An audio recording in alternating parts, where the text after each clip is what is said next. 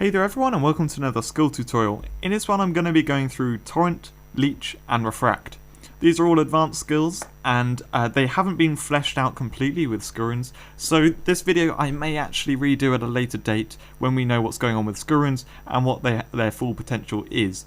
I had Arcane Blast in the last video and I just very briefly went over that. These ones I'm going to try and give an idea of where they're going to be used and all that kind of stuff as best I can. But, if loads of Skuruns have come out for them and they've changed the way they work, then please use your own intuition to get how they work. But anyway, so the first one is Torrent. This one is for Arcanist, and what it does is it hits a huge range and does damage to them, knocks them back. In PvP it does a stun, so it's pretty useful for that. But one of the main things that I would like to point out on this is the cooldown is 20 seconds long. So if you're using this as a knockback or stun skill, you can't use it that frequently, as opposed to a skill like Burst that has a 6-second cooldown. This is a bit harder to use for crowd control. So yeah, it's kind of a little bit iffy in terms of whether it can be used like that. However, if you have a cooldown potion active, then the cooldown on this is brilliant and there's no issue with that at all. So the damage on this it's okay, it's fairly mediocre. The Skurun that's so far just adds basically some damage onto it, and other skills which add damage onto it, they can make it fairly decent, useful as damage as well also the effect of it. Now you've got to have 99 points in it. If you don't, the radius is small, the cooldown is long and the damage is low. There's just literally no reason to use it. So you've got to have 99 points in this, and when you do, it becomes pretty awesome. So it's really good in farming because it hits such a huge area. You can see here, I'll just walk in, bang, kill all of them. It just hits a huge radius. It's one of the best farming skills, and when it comes to PvE, unfortunately I'm in a place where I'm one-shotting everything, so I can't really show the knockback effect. But basically what would happen is, I'll just use it in a second when this guy's run away from me. If you use this, it's going to hit all those enemies, and those enemies hit are going to fly off almost off the edge of the screen. And bear in mind, I have a big screen here. It's got the full range I can see. It's going to knock them off the edge of the screen. It does a crazy knockback. That's brilliant for handling enemies, and yeah, I suppose I was a little downer on it when I started to talk about it, but yeah, it's brilliant for crowd control. It can do a lot, and if you have a cooldown potion active, you can use it really frequently to keep enemies away.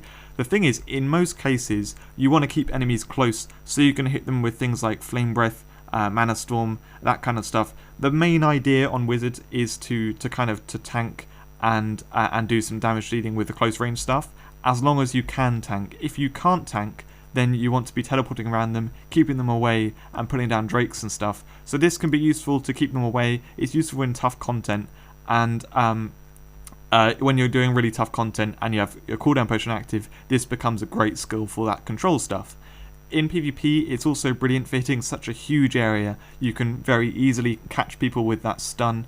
However, personally, I find Polymorph is better because it hits the same area and does a 4-second polymorph as opposed to a 2-second stun.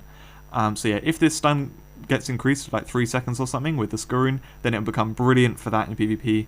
Otherwise, it's kind of outclassed by things like Burst and Polymorph in most cases. So anyway, that's how this skill is, and I do think it's very cool. I think it has a lot of potential. It can do a lot. But yeah, it kind of needs a Skurun to kind of make it a little bit better outside of farming. The next skill we're going to look at, I need to switch insignia, is Leech. So Leech here is quite an unusual skill. It hits an enemy and then heals you by 20% of your max health. Now because I'm not really getting hurt, you won't be able to see this, but basically it does some kind of mediocre damage, pretty decent but nothing that special, and then heals you up by a chunk of your health.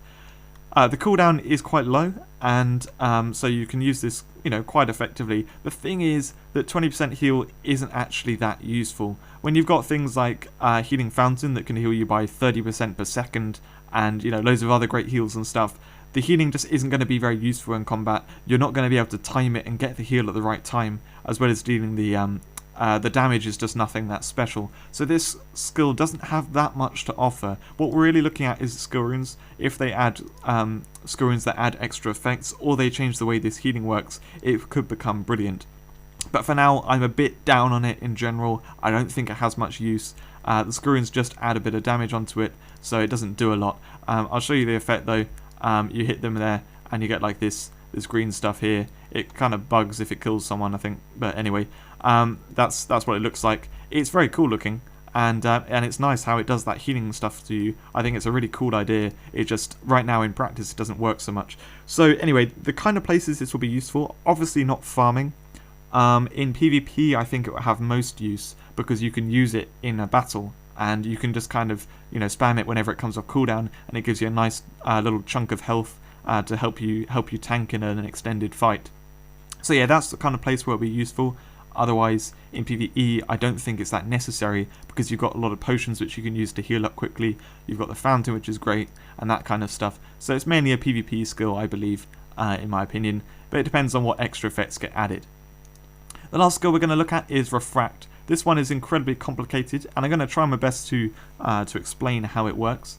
But yeah, basically, the way I say basically, that's my attempt to try and make it sound simple. What it does is it gives you a 20% damage reduction.